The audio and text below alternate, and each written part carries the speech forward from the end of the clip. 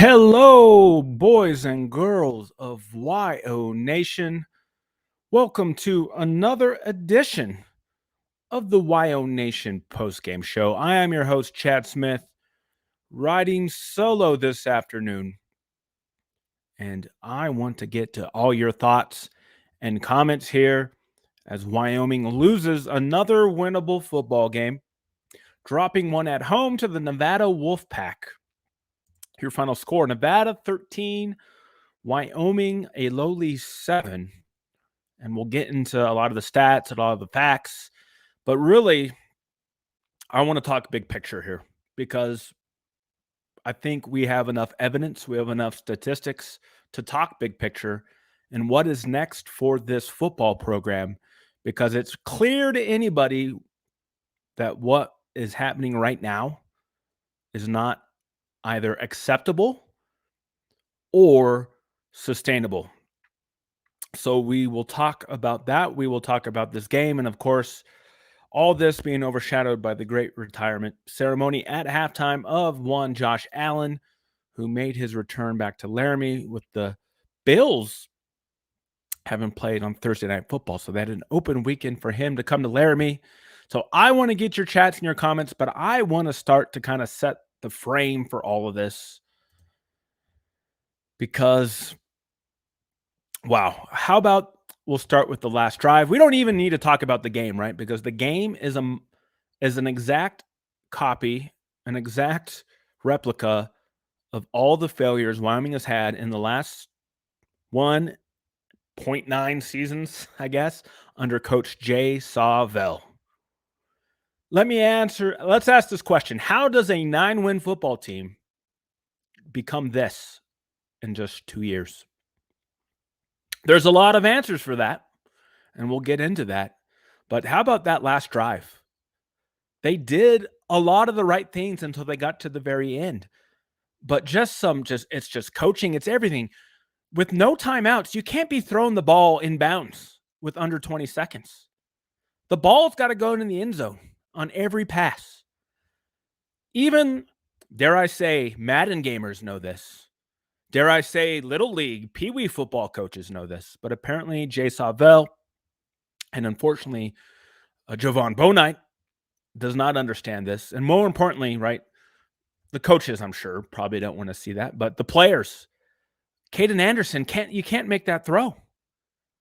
Wyoming had a chance to steal a game and make this a positive story, give themselves a very outside chance at bowl eligibility in Honolulu and Hawaii next weekend. But now the season's over, and it's been over. But it's now officially over. And we're at where we're at now. The stats are pretty ugly. Wyoming had a nice drive at the end, but going to that last drive, they had like 170 yards of offense going into the last 2 minutes of the game. Let me remind you that Nevada came into this game with 2 wins on the season. Wyoming, a 6.5-point favorite, loses by 6 at home to Nevada. Nevada allows 28.1 points per game, 8th in the Mountain West. Wyoming scores 7, and they only scored those 7 because Nevada gave them the ball at the 21-yard line on a turnover. Wyoming had no sustained drives for points in this game. None. 0. The 2 big drives were the first drive of the game that resulted in a missed field goal by Sandvik, which was what? It was only like a 32-yard kick. Oh, maybe it was a 42-yard kick. But anyway, 32, 42, whatever. You got to make those kicks. And then the last drive of the game, where they drove the ball, they get down there, they have a chance to steal victory out of the jaws of defeat, and they just make game management mistakes you can't make. As I just mentioned, you can't throw the ball in bounds with no timeouts. It just can't happen. You got to throw into the end zone. Now, they had a couple chances. Now, Durr, on that incomplete pass, if he holds onto that ball, he caught it. He got a foot in. Great play. But again, I disagree with it, like many of you. But in the game of football now, a catch, you have to survive to the ground no matter what, which I completely disagree with, because if a running back crosses the goal line with control of the ball and then fumbles it, it's still touchdown. But a wide receiver has completely different rules. and that's an argument for another day. But Wyoming football is not in a good place. As I said, how does a team win 9 games in their last year under Craig Bowl? And now we're looking at a 3-win season last year, and then most certainly a 4-win season this year. And it is systematic. A completely systematic of failure at the University of Wyoming from top to bottom. This is not just an athletics issue. This goes to the top of university leadership, and we'll get into that. We have a comment here. Let's see who is with us this day, and it disappeared. So a phantom message. So if you're seeing this on Twitter, if you're on YouTube, thank you for joining me. I was hoping, right? I mean, at the end, I was like, oh, okay, they're going to, pull this completely out of the air, but they did not. And so we're here to talk about the big picture of the current state of this program, the future state of this program. And let me just say, right, based off this and what I've seen, if things hold static for this football program, and I don't believe they will, but I think essentially they'll be static because there's only so much you can do at this point in time. Do you have any hope going forward for this program? Now, I will say I feel absolutely terrible for these defensive football players and these defensive coaches. They had a very rough season last year, and I was very critical of that. And over the summer, I was like, hey, I have no idea what to expect, but they pushed the right buttons, right? They brought in the right transfers. They developed some players, and the defense got back to the level that we saw under Craig Bowl. Let's just be honest. If you give up 13 points at home, you should be winning 100% of your football games. I don't care who you're playing, right? You will only allow 13 points. You need to be able to find a way to score 14 to win that football game. So again, I feel absolutely terrible for these defensive players who all year have balled out, played very well. But we all know that the problems with this football team lie with the offense and then the special teams. And those are both 100% on the head coach of this program, one Jay Savell. All we hear post-game after post-game is we need to coach better. It's on me. We need to execute. We need to coach better. Okay. Well, we now have what? 23 games under his leadership of evidence. And it's pretty clear to me that at this point in time, he is not able to do the job. And he has no clue what buttons to push to get us out of this hole because the offense has actually gotten worse over the season, which is really hard to believe. We came into this game averaging 17 points a game. We just scored 7. It might go down into this. It's going to go down into the 16s. We're going to be ranked probably in the 130s in total offense. And there's only 134 schools. How does the University of Wyoming have a history now? And I'll have a blog. I have the stats. But Cliff Notes is in the past 25 years, we've only finished in the top 60, which is upper half of scoring offense. And I can't remember exactly, but it's either 2 or 3 times in 25 years. How does that happen? How?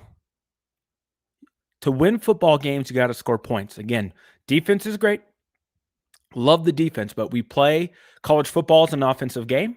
The Mountain West is an offensive league. To be a true contender, you have to score 30 points a game to have any chance. And Wyoming right now is light years away from that. So lots of things to talk about there.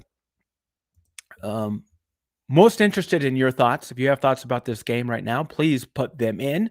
While you're here, please subscribe to the channel. It's going to be a long off season. We do have another game, but probably not another post game due to the fact that, the Hawaii game starts 10 p.m. Mountain Time. So I don't think any of us want to be up at 1 or 2 in the morning, but we'll probably do a pregame. Why? I don't know. A nice vacation for the players and coaches, I guess, to get to Hawaii. But Wyoming has no chance to beat Hawaii because we can't score any points, right? Rashawn's in the house. Our offense is horrible. That is putting it lightly. Rashawn. And again, I don't know, right? And I'm not going to blame the quarterback because it's systematic, right? Let's just be honest here. I'll say this. In a normal situation, which we may or may not be in, the head coach and every offensive coach has no business retaining their jobs. It's that bad. And again, right, because you're telling me that we have all these pieces, right? And I do think we have some nice pieces, but they're obviously not being coached properly. They're not being coached well. It's just mind-boggling to me. We're not getting anything out of this. This offense is very hard to watch. They don't know what they're doing. They've lost their identity. We can't run the ball. I think today rushing yards. Let's look at this. 68 yards is what we had on the ground. Again, I don't know what Nevada did defensively, but I'll look big picture. Again, they give up 28 points a game, and we scored 7 only because they handed us those 7. They are a 2-win football team.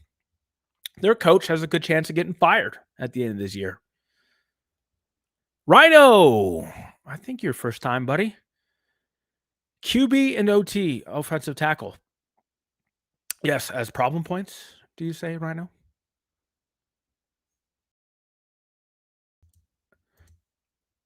Yes. And I don't know who walked, and we never know in this day and age. I think we're kind of out of the COVID red shirts, right? I don't know who walked. You do feel sorry for the seniors because just 3 years ago, they had one of the best coaches in the history of Wyoming who, I criticized at times. But he did make changes in his last year, right? And just think if Craig Bowl would have operated in his last year when he was going YOLO with the offense, right? But no, I do. I feel bad for those seniors, and I do appreciate them very much. But wow, this is just hard to take.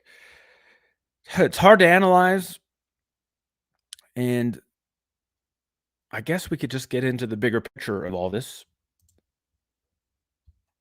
We'll look at the bigger picture. So, do I expect a change to be made at the top at head coach? And I'm going to say no. And this is why. I guess it's two-factor. First is his contract.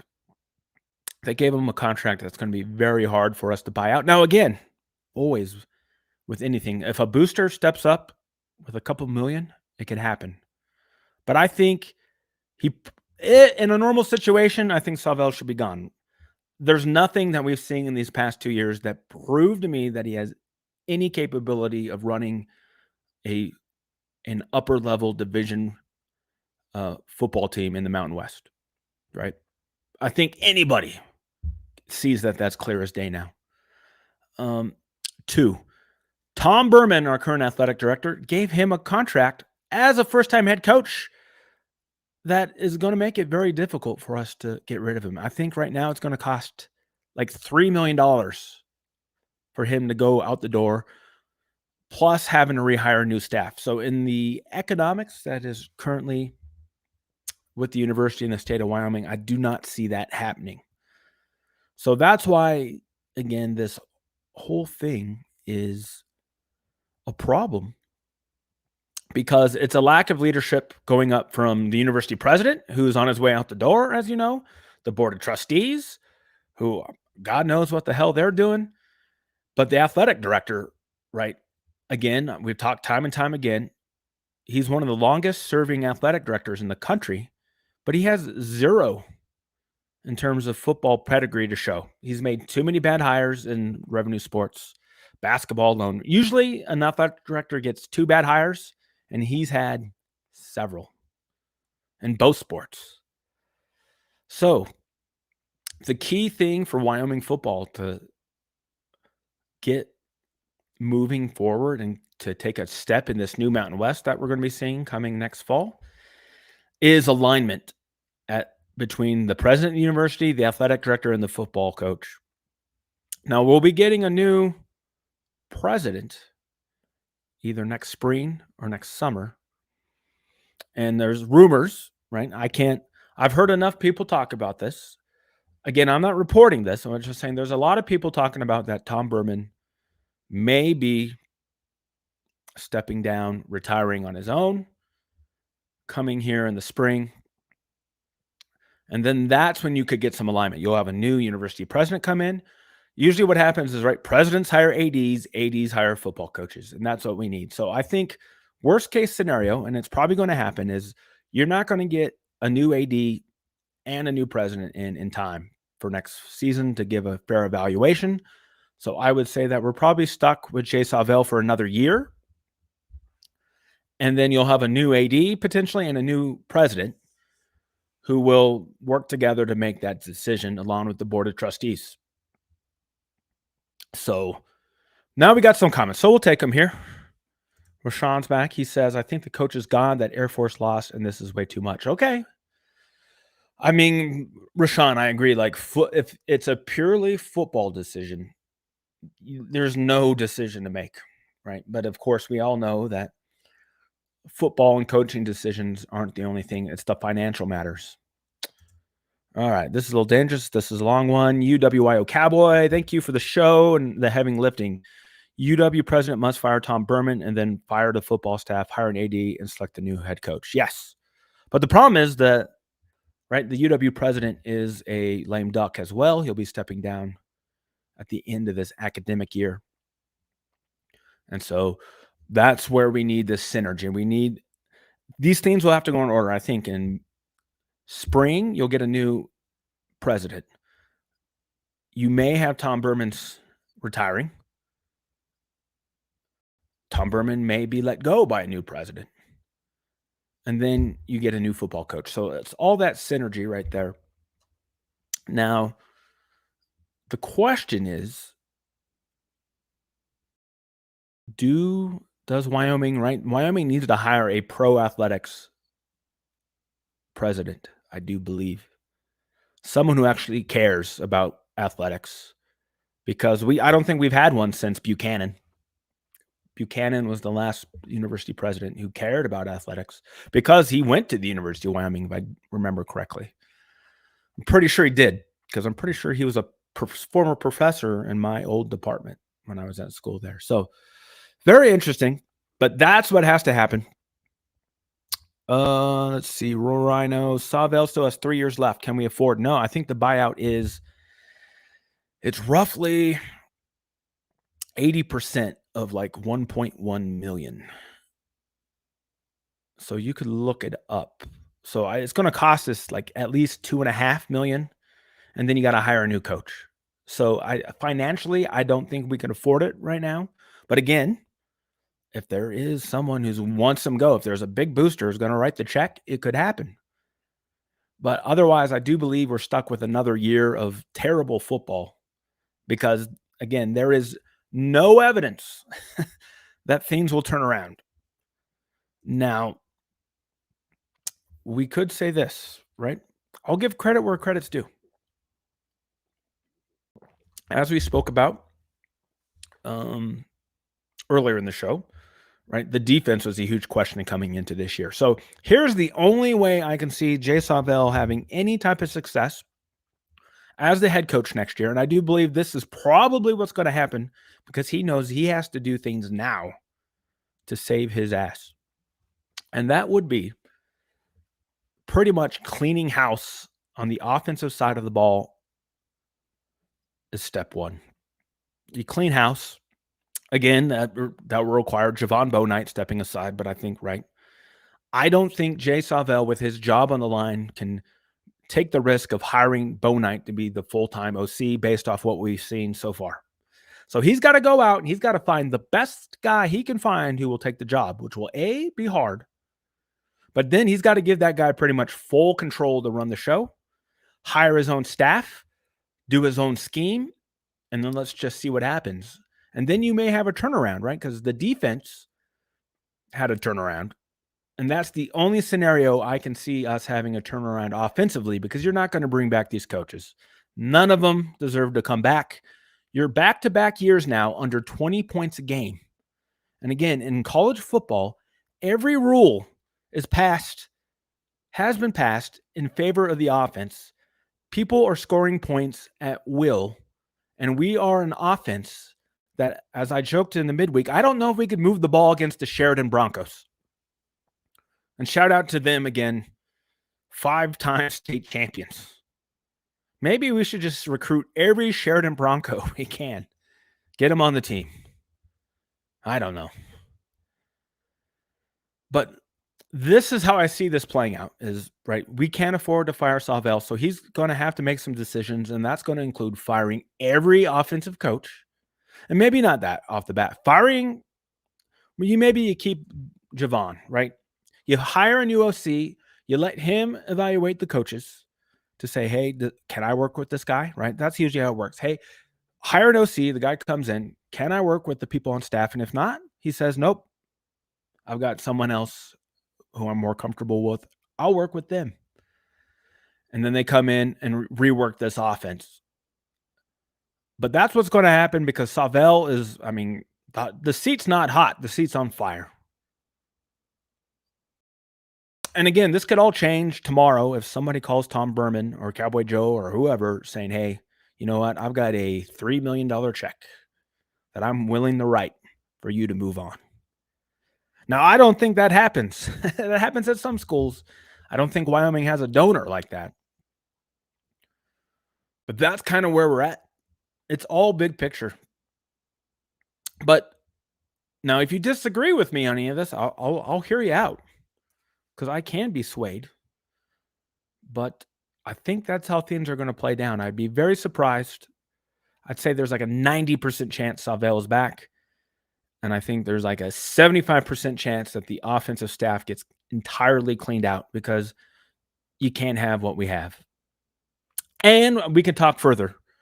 Wyoming has to recruit not one, maybe 2 transfer portal quarterbacks because right now, currently on the roster, you don't have a Division I starting quarterback on your team. You don't. Drew could develop into one. True freshman got thrown in there. I don't know. But it's pretty clear Caden Anderson has regressed since he took over. I was pretty excited about him last year. But this year, right, you can't, right? I don't know. I can't think of anything that would show that, hey, we're going to roll with this guy and he's going to make us an upper level Mountain West offense. There's zero evidence of that. But again, people can develop. But I don't know. Do we have the coaches that can develop that? I don't think so because I think in this postgame, you're going to hear the same things from Savell.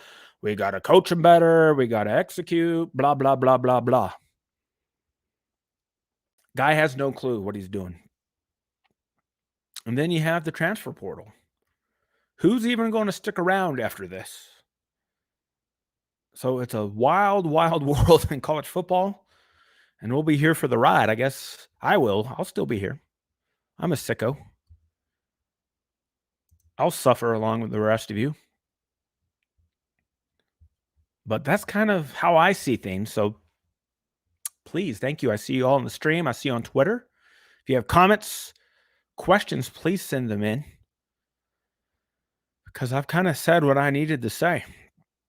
And we'll have plenty to talk about during this offseason, during this week. Again, we have one more game, but it's essentially an exhibition game. I would hope that they would give Mason Drube full first-team snaps this week and let him play.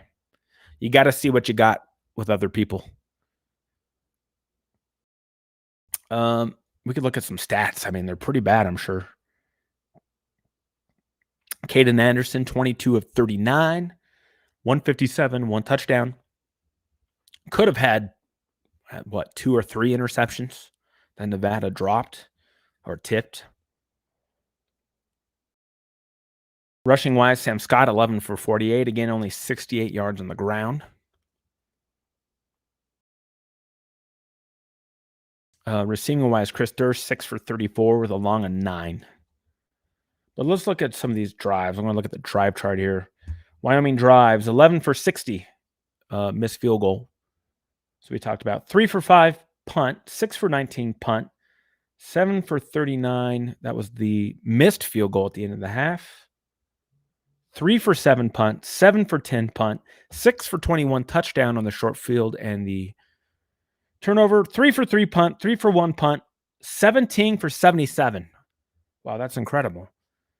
At the end of the game there, 17 yards or 17 plays, 77 yards, but ending in disaster as, again, just common sense football and clock management goes out the window yet again. Wyoming's longest sustained drive was the first drive of the game, which was a missed field goal, and then the last drive of the game, which was a turnover on down. So how fitting is that? Is that Hasselbeck kid on the roster for next year? He is. But I'm not sure how good he is. He's got, from published reports, and you never know, right? With like Rivals in 247 on 3, he doesn't have all that impressive of a list of offering schools. So I'd be very, very surprised if a true freshman comes in and wins the starting job. And I said this last year too, so I'm not being a hypocrite. Last year I said Wyoming needs to go to the portal and get a quarterback who could compete for a starting job. They did bring in Sims, and I do believe if Sims did not get hurt, he probably would have taken over by now, right? Because we could talk about that. You, in this day and age of college football, right, unless your pocket passing quarterback is just nails and can just sit back there and knows where the ball's going and can get the ball out on time, if you don't have that quarterback, which are far and few between, then you need to have a quarterback who can run and who is mobile. And I do believe that's where Wyoming needs to go. But they need to pick a lane because they seem to be all over the place. They recruit pocket passers and they recruit dual threat guys. You need to have a whole stable. You need to pick one style quarterback and you need to stick with it. So if quarterback 1 goes down, you don't have to switch your offense to meet quarterback 2. So if I was them, I would go for a mobile quarterback from now on. As we've seen in the past, right? It works. It covers up a lot of warts. But you had the reason then why you have to do that is because, as we've seen with Sims and we've seen what with Josh Allen and Chambers, guys like that, if you're a running quarterback, it's not if you're going to get hurt, it's when you're going to get hurt, because you're going to get hurt. So you need to pick a lane, and I would pick mobile, and then you recruit a whole stable of them. So good question. Yeah, we'll dig in on it in this offseason. I've already started doing my breakdown, looking at the depth chart at the roster of where are the holes on this team. But of course, those holes could get bigger. And even this week, you might start hearing about guys hitting the portal. Even though the portal doesn't officially open till January, you will hear about the portal. And Wyoming is probably going to get hit pretty hard by the portal, I would dare say. On both sides, right? Because if you're an offensive player, why would you stick around for this? If you're a defensive player, why should you bust your butt all this season, shutting teams down, playing top-level defense to lose week after week because you're putting out a high school or, heck, even a junior high-level offense out there? So that's great. So, hey, let's end on a positive note. We'll talk about this retirement ceremony of one Josh Allen. His parents were in town there on the field. You got to see former coach Craig Bowl down there. Becomes the first person to have his jersey retired, which is very interesting. It's an interesting choice. But I get it, right? Strike while the iron is hot. And, of course, Josh being Josh, he knows how to read the room. And one of his last words to the crowd, because we may never hear from him again, right? On the field in Laramie was, "It sucks to be a CSU Ram." So that is a man who knows how to win over hearts and minds. But good to see Josh back and just the amazing things he's done for the university. And we'll probably talk about this midweek. So think about this. I'm all for retiring his number, but if we're going to do it, then let's honor other players who have had more of an impact on this history of this team.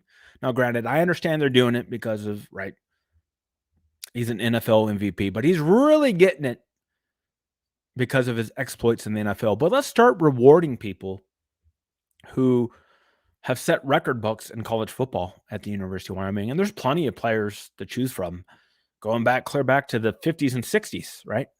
So I hope that Josh Allen is not just a one-off, and I hope that they start honoring some of these great players, and we'll have a show about that, I think.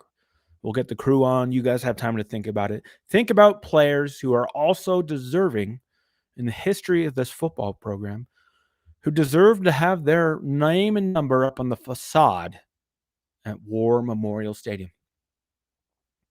So think about that. I'd be really interested to see what you have to say. And we'll have a show soon on that, I'm sure.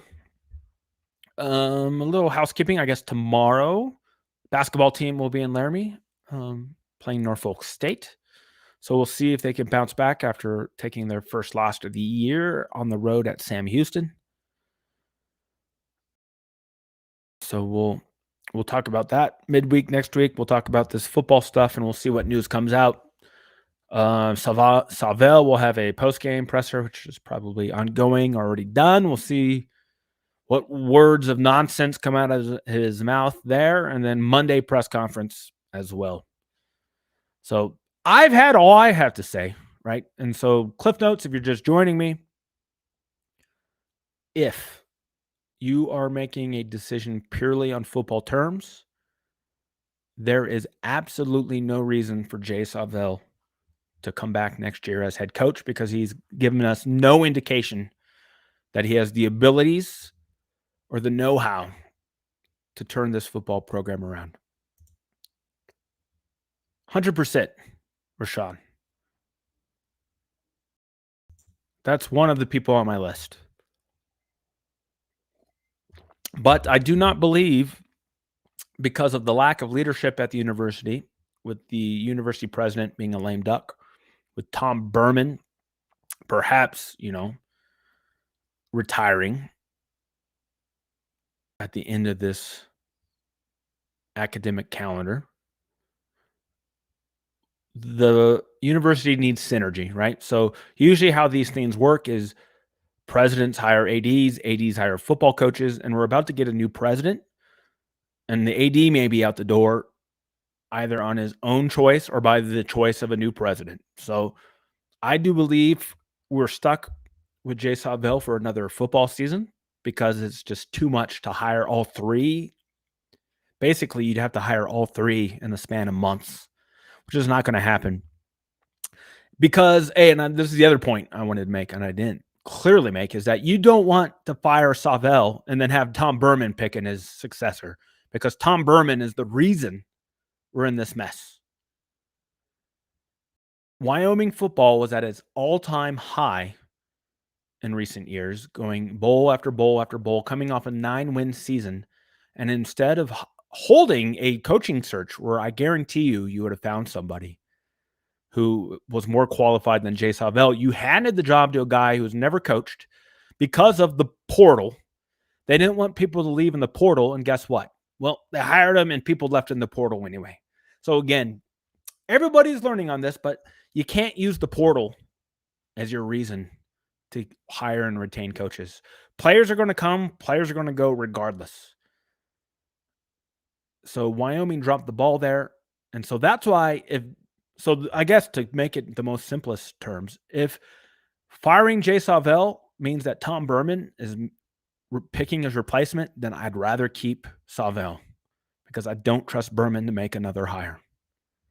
And I think most of you would probably agree. If you don't agree, let me know. I'd love to hear why you think Berman would get it right this time. But I think he's been around for a long time, like 20 years. And we won next to nothing.